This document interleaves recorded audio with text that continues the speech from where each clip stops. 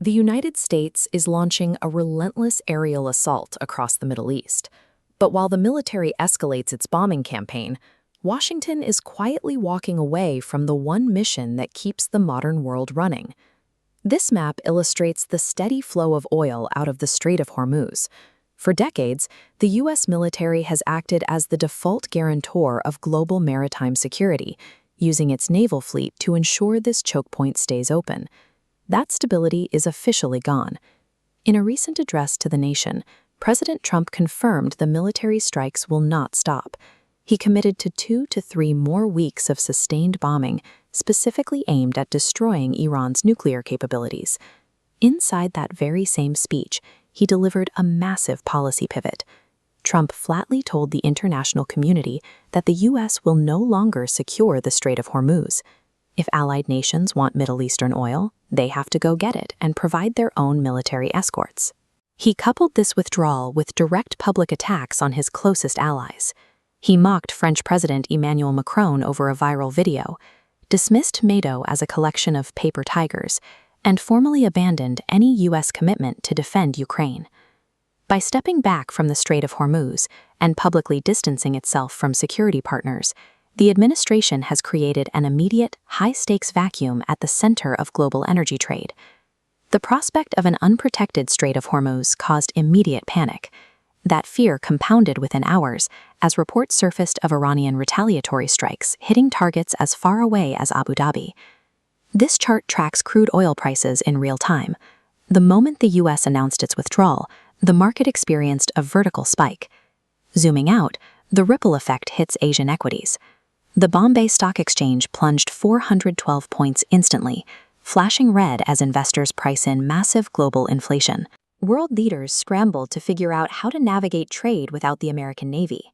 UK Prime Minister Keir Starmer urgently called a 35-nation summit solely to coordinate protection for commercial shipping lanes. Emergency mobilizations cascaded across multiple time zones. India quickly convened its Cabinet Committee on Security, while European Union leadership rushed to prepare broad economic defenses to shield their industries from the fallout. The Western panic stands in total contrast to China's deliberate silence. As The Economist observed, Beijing is strictly following Napoleon's old maxim: never interrupt your enemy when he is making a mistake. While Washington pours its focus and resources into dropping bombs, rival powers are leveraging the chaos. They are quietly positioning themselves as the stable, trusted partners of future global trade. To understand the severity of the coming weeks, look at the language the administration is using. Both the president and his defense secretary have publicly promised to bomb Iran back to the Stone Age. In practical military terms, executing that threat means targeting the foundational systems of modern society. It requires systematically destroying civilian-adjacent infrastructure, particularly power-generating plants. When a modern grid fails and a city plunges into total darkness, water purification systems halt entirely, clean drinking water disappears, and sanitation networks fail. The secondary consequences compound immediately. Hospitals lose access to life-saving electrical equipment, and the cold chain logistics required to store food and critical medicine freeze in their tracks.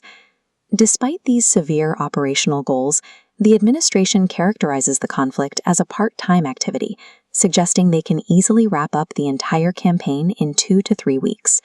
A stated goal of returning a country to the Stone Age is a literal description of humanitarian collapse. The resulting deprivation will continue killing civilians long after any temporary ceasefire is signed. Back in Washington, the mood is completely disconnected from the fallout. The administration is taking a public victory lap. The president spent part of his address mocking his own vice president, openly stating that if negotiations fail, J.D. Vance will take the blame, and if they succeed, the president takes all the credit. The military success of these strikes may be overshadowed by the fact that the United States is voluntarily withdrawing from the defensive alliances and trade protections it spent decades building. The crisis leaves 3 distinct scars: a heavily disrupted global economy battling runaway inflation, a civilian population trapped beneath ruined infrastructure, and a Western alliance fractured by neglect and insult. From London to New Delhi to Beijing, the international community has learned a harsh geopolitical lesson over the last few days. Relying on American stability is no longer a given. A significant power vacuum has been forced open, and the global race to fill it is already underway.